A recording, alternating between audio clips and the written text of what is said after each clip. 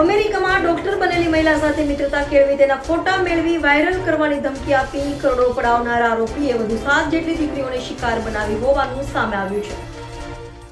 અમેરિકામાં ડોક્ટર બનેલી મહિલાને બ્લેકમેલ કરવાનો મામલો આરોપી ગુરુપ્રસાદ અપ્પા નાયડુ વિરુદ્ધ હૈદરાબાદના પોલીસ સ્ટેશનમાં કુલ ₹32 લાખ છેતરપિંડીની ફરિયાદ નોંધાવાઈ છે. આ પહેલા સુરત સાયબર સેલ દ્વારા ગત 26 સપ્ટેમ્બર 2024ના રોજ ચેન્નાઈ ખાતેથી આરોપી ગુરુપ્રસાદની ધરપકડ કરી હતી. જે મામલે નામદાર કોર્ટમાં હાજર ફર્ધર રિમાન્ડ મેળવવામાં આવ્યા હતા. આ રિમાન્ડ દરમિયાન કુલ 9 જેટલી દીકરીઓ સાયબર ફ્રોડનો શિકાર બની હોવાનું સામે આવ્યું છે. જેમાં હૈદરાબાદની એક દીકરીએ આરોપી વિરુદ્ધ હૈદરાબાદ પોલીસ સ્ટેશનમાં ફરિયાદ નોંધાવી છે. આ પહેલા ફરિયાદી મહિલાએ આરોપી વિરુદ્ધ સુરત સાયબર સેલ પોલીસ સ્ટેશનમાં ફરિયાદ નોંધાવી હતી. સુરતની ફરિયાદી ડોક્ટર મહિલા સાથે આરોપીએ ₹1.89 કરોડની છેતરપિંડી કરી હતી. જે મામલે તપાસ ચાલી રહી હતી. આ તપાસ દરમિયાન પોલીસે આરોપીને ચેન્નઈથી ધરપકડ કરી હતી.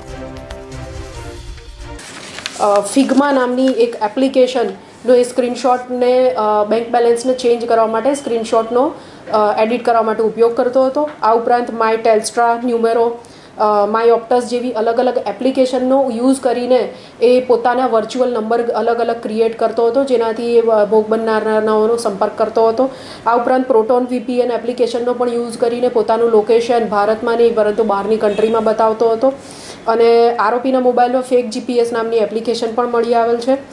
અને આ ઉપરાંત મહિલાઓનો સંપર્ક સાધવા માટે બીજી પણ એમોનો ઉપયોગ કરતો હતો, જેમ કે ગૂગલ પરથી સારા એવા બંગલોઝ અને ફ્લેટ્સ લક્ઝરિયસ હોય એના ફોટા ડાઉનલોડ કરીને ફેસબુક પર અલગ અલગ જે ગ્રુપ હોય છે ફ્લેટમેટ્સ વગેરે એની અંદર પણ એ આ પોતાને ફ્લેટમેટ જોઈએ છે અને પોતે ફિમેલ છે એ રીતે પોઝ કરીને આ એકાઉન્ટ્સ ઉપર એ પોસ્ટ કરતો હતો આ ઘરના ફોટા કે મારે ફ્લેટમેટ જોઈએ છે.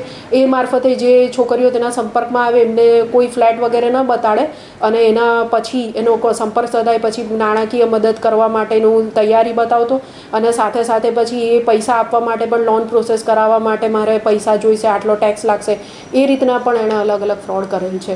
આ હજુ અત્યારે આરોપીના રિમાન્ડ પૂરા થયેલ છે અને સાયબર સેલ દ્વારા આગળની જે કાયદાકીય કાર્યવાહી અને તપાસ ચાલુ છે.